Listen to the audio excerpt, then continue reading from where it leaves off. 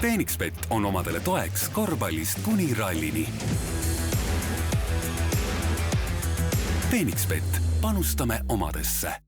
Ralli esimene täispikk päev on alanud, on sõidetud siis pool sellest päevast ehk esimene ring ja WRC2 arvestuses muidugi konkurents on ülitihe. Võitlus käib sekundis, kord on üks mees liider, kord teine. Jõudis ka Robert Virves korraks liidriks tõusta, see oli siis enne siis viimast kiiruskatset, enne hoolduspausi, aga viimasel katsel jälle omakorda teised mehed läksid mööda ja nüüd ongi seis selline, et Roope Korhonen juhib. Teemu Suninen teine, Miga Heikkila kolmas ja Robert Virves neljas. See on siis WRC2 arvestus, aga tegelikult neist kõikidest on veel kiirem vanameister Jari-Matti Latvala, kes WRC2 punkte ei võta, aga siis nii-öelda Rally 2 arvestuses on Korhonenist veel 0,5 sekundit kiirem, aga need kohad vahetuvad siin väga kiiresti, et selle ühe kiiruskatsega siis kuigi kaotas ainult siin mõned sekundid, Virves langes siis liidri kohalt allapoole, aga vaatame ise, mida ta praegult nendest katsetest rääkis. Nii, Robert Virves esimene ring sõidetud, no väga tihe võitlus on ja kord üks ees, kord teine, et korra tõusid liidriks, nüüd langesid 2 kohta allapoole jälle, et kuidas neid kiiruskatseid iseloomustada seda hommikust sõitu? Mingid kohad oli nagu, kuidas öelda, ei olnud nii lihtne pihta saada jälle, et üllatas nagu rohkem kui võib-olla oleks võinud, et iseenesest nagu teeolud näevad välja üsna ühtlased, aga mingites kohtades jälle suure hoo pealt on väikesed üllatused, aga ma usun, et vast on niimoodi kõigil. Kui palju sa praegu oled oma tempot teadlikult valinud või praegu ikkagi kõik sõidavad nii, nagu jaksavad ja välja tuleb ja siis hakkab nagu näha olema, mis seisud kellelgi on? Kindlasti hoog on suurem osa ajast peal, et loomulikult mingid kehvemad kohad võtan teadlikult rahulikumalt ja kus ma tunnen hästi ennast, siis sõidame ikkagi hooga, et väga ütleme kiire ja tehniline on, et iga pisemgi kõhklus tähendab jälle, et järgmine vend on juba mööda pannud, et selles suhtes ei ole midagi lihtsalt. No nagu näha on, siin konkurendid üritavad natuke üle ka pushida ja seda siin nagu teha ei tohi, et selles suhtes peab nagu külma pead hoidma. Just, et meil seda varianti täna ei ole, et me ikkagi vaatame veidi kaugemale praegu. Kuidas rehvid ja asjad vastu peavad selle tee peal praegu? Praegu mingit probleemi ega üllatust ei olnud, et nüüd võib-olla peale kohalikke, ma usun, teine läbimine, mingid kohad võivad olla päris katki ja ma usun, et rehvi purunemisi võib ka ette tulla. Soome MM-ralli avapäev on sõidetud ja kõige tähtsam eestlaste jaoks on see, et WRC2 klassis juhib päris kindlalt Robert Virves. On olnud päris keeruline päev, kui hommiku esimene ring sõideti sisuliselt ideaalsetes oludes, siis pärastlõunal saadi äikest tihedat vihmasadu ja kohati olid kiiruskatsed sellised, kus tee oli kaetud veega ja aknast ka eriti mehed välja ei näinud, nii et paras loterii, kellel oli parem, kellel halvem sõita, aga Robert Virves tuli sellest puhtalt läbi ja avapäeva järel juhib ta siis WRC2 arvestuses Roope Korhoneni ees 13,2 sekundiga, nii et see on selline enam-vähem turvaline edumaa. Kolmandal kohal asub Teemu Suninen ja tegelikult seal vahel on veel ka Jari-Matti Latvala, aga Jari-Matti Latvala WRC2 punkte teadupärast ei saa, ehk siis ta on lihtsalt Rally 2 arvestuses. Nii et alustuseks nüüd vaatamegi, mida Robert Virves selle päeva kokkuvõtteks rääkis. Esimene päev sõidetud, on olnud selline vaheldusrikas päev, aga lõpuks kindel liider, et oled rahul? No, peab olema. No kirjelda natuke seda päeva. No nagu ma lõuna ajal ütlesin, et hommik oli keeruline, ei saanud end käima kohe ja omajagu ma arvan, andsime aega ära kohe esimesel katsel, et hiljem üritasin nii-öelda utsitada end vähe ja kus asjad klappisid, siis sõitsin hooga ja kui oli vaja, siis vähe rahulikumalt. Et pärastlõuna vihmaga oli omaette ooper, et eriti see esimene katse, et päris rajud olud olid, et väga hea meel, et ühes tükis läbi. Seal viimastel katsetel, kui hull sinul kohati nähtavusega seal oli? No, ringi, mis ta oli siis teine katse või? Saarika teine läbimine, et selle esimene pool oli väga hull, et seal ei näinudki midagi, et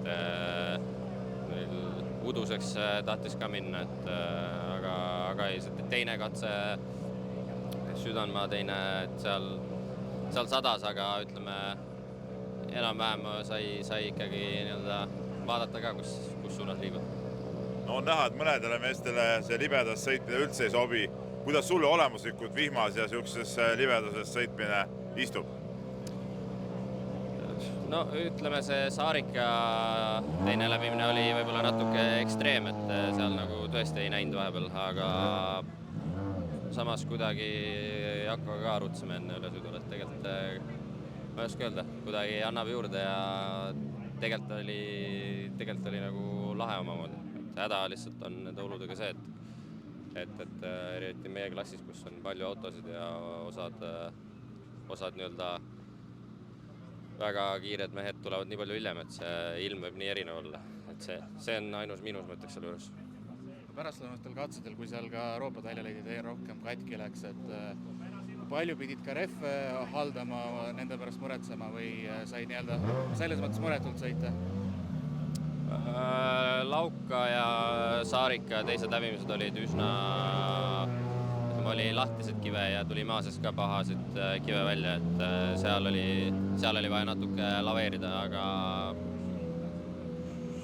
Südanmaa katse oli, ma arvan, viisakas ja see viimane katse ka nüüd, või viimane kruusakatse, et see oli kohati, olid meetrised augud tee peal, et see läks erakordselt katki, aga et silmad tuleb kindlasti lahti hoida. No, homsetele katsedele saab minna üle 10 sekundise eduga, et kas see on nüüd siuke vahe, mida peab hakkama kuidagi nagu majandama ka, et mitte nagu üle pushida, vaid ütleme, mida võimalik nagu natuke mängida selle oma tempoga? Just kui tahaks öelda, aga samas nägin täna kohe ära, et kui kuskil natukene kahtled endast, siis järgmine vend sõidab mööda lihtsalt, et nii paraku on, et igal juhul ma arvan, et see mugav edu ei ole, ja päris hoogu maha me ei saa võtta, aga jah, kindlasti alustame päeva selle mõttega, et natuke vaadata, kuidas tagant tulijad tulevad. Tänase päeva eestlastest võib-olla üllatusmees oli Patrik Enok, kes enne päeva viimast kiiruskatset tõusis WRC 2 arvestuses isegi 3. kohale. Ralli 2 arvestuses siis oli ta 4., kui Latvalat ka arvestada. Aga Harju kiiruskatse, see linnakatse, tegi ta vea, sõitis autoga vastu betoonäärt ning kaotas aega, aga jõudis ilusti tervena siia, nii et päeva lõpuks on ta siis WRC 2 arvestuses 4. kohal ja vaatamegi nüüd, mis emotsioonid ka pärast seda väikest ebaõnnestumist Enokit valdasid. Ma ei tea, hetkel on, ütleks nii, et ei oska praegu üldse väga midagi tunda, et siin Harju katsel oli mitte isegi napikat, et käisime korra seal betoonseina vastus ja ütleme, minu väga kindlalt selles mõttes, et hindasin natukene mitte isegi pidamist, vaid võib-olla rehvide soojust ja pidurite soojust üle ja lihtsalt tegin paar rapsu, et selles mõttes väga hea, et me nagu siia saime. Muidugi positsioon läks vist kaotsi, aga ei üldiselt nagu päevaga võib enam-vähem rahul olla, et oleme oma nagu teised läbimised paremaks saanud ja eks vihm nagu omal moel aitas ka, et võib-olla, et kes sai rohkem vihma, kes sai vähem vihma, et me olime seal, ma arvan, täpselt keskel, et selles mõttes oli nagu suhteliselt okei, aga eks homme on jälle uus päev. No võrreldes Rally Estoniaga tundub, et sa tundsid täna ennast ikkagi nagu mugavamalt ja see sõit oli tiba teisest puust, et oled sa nõus sellega? Ja võib-olla küll, et just nagu teisel läbimised, esimene ring oli ka täitsa okei, et teised läbimised isegi võib-olla veel parem, et kuidagi rasketes oludes tundsin ennast suhteliselt mugavalt, aga aga noh, ma räägin, homme on uus päev, pikk päev ja eks seal eesolijad hakkavad kõvasti jälle peale andma. Viimastes oludes osadel oli päris suure probleeme nähtavusega, mõned ei näinud üldse välja, et ma saan aru, et sina said veidi vähem nii-öelda pihta, et kas sul oli selles mõttes oli nii-öelda ohtlikke momente ka või said nii-öelda enam-vähem läbi tulla? Niimoodi konkreetselt mingit väga ohtlikku ei olnud, et eks mõned võib-olla pikaks laskmised ikka, aga pigem kui oli mõni pikaks laskmine, siis pidid lihtsalt ootama natukene gaasiga, et saaks nagu jälle joonde tagasi, et sellist väga ohtlikku ei olnud, aga noh, nüüd siin Harjukatsel sai muidugi endal elu lõbusaks teha. No tervikuna WRC2 arvestus olla MM-rallil nii kõrges mängus, no on see kuidagi eriline tunne ka praegu või? No nagu ma enne ütlesin, et ega ma praegu ei oska midagi tunda väga, aga ei, kindlasti on CV-le see paha ei tee. Mis mõtetega nüüd homsele vastu lähed, et kas püüad seda nii-öelda sama rütmi hoida, mis täna, ütleme, kuni Harjukatseni oli? Jah, suures pildis küll, et ega meil, ma ei tea, palju meil, kus meil juurde on nagu panna, et kindlasti nagu esiotsa meestega päris ühte auku ikkagi ei sõida, et aga kui me oleme seal täpselt nende taga või nende lähedal, siis võib päris rahul olla. Jaspar Vaher asub avapäeva järel WRC2 arvestuses 9. kohal ja Romet Jürgenson on 11. ja vaatamegi nüüd ka seda, mida need mehed rääkisid. Kuidas pärastlõuna kokku võtad, et kui palju sina nendel esimestel katsetel vihmaga pihta said? No sellel lauka teisel läbimisel me ikka vist saime kõige kõvemini üldse pihta, et no vihm oli nii kõva, et autost välja ei näe ja tegelikult on ohtlik sõita niimoodi, et siis põhimõtteliselt lihtsalt lasid gaasi maha ja veeresid enam-vähem läbi, et aga jah, siis see Saarikas oli okei, Südanmaa peal jälle paar minutit enne starti hakkas vihma sadama ja siis oli jälle üpriski libe, aga ei, need ülejäänud katsed olid tegelikult okeid ja noh, rallivärk, et kellel veab, kellel ei vea, et eks ta nii ongi. No kui nüüd need päris ekstreemsed kohad välja jätta, siis kuidas sulle iseenesest vihmast sõitmine või libedast sõitmine istub? Pidid ennast kõvasti tagasi hoidma või suruma või kuidas sa sükstele katsetele lähened? Ma arvan, et mu sõidustiilis ennast peaks sobima nende vihmaste katsetega, et tegelikult vihmasega tundsin ennast natuke mugavamalt, et ei pidanud kuidagi nii kõvasti võib-olla pingutama siis, kui kuivas, et muidugi jah, need olud vahest olid päris ekstreemsed seal, aga ei, iseenesest vihmas sõitmise vastu väga midagi ei ole, et pigem lihtsalt selle refiga puudub kogemus, et kuidas ta käitub vihmas, aga tegelikult oli täiesti nii okei. Võrreldes näiteks teiste Soome meistrivõistluste etappidega, et kui mugavalt nüüd, kui üks päev selja taga on end, ütleme, siinsetel teedel tunned? Ta on ikka tegelikult teistsugune võrreldes näiteks selle Jyvaskyla kohaliku ralliga, et hästi palju on neid suuri teid, mis on nagu laiad ja selle kõva pinnasega, et ma arvan just nende osade peal mul nagu natuke seda kiirust võib-olla napib või enesekindlust pigem just, et seal nagu nii kindlalt ennast ei tunne, aga ei, eks üritame siis parandada ennast ja seal areneda. No sa sõidad paaris sisuliselt Jari-Mati Latvalaga, kus kõrval istub su nii-öelda tiimi boss või see noorteprogrammi juht Juha Enninen. Kui palju te temaga siin kiirustasite vahepeal räägite või kui palju ta sulle mingeid natuke juhtnööre annab või sind rahustab või on jutuajamisi vahepeal seal?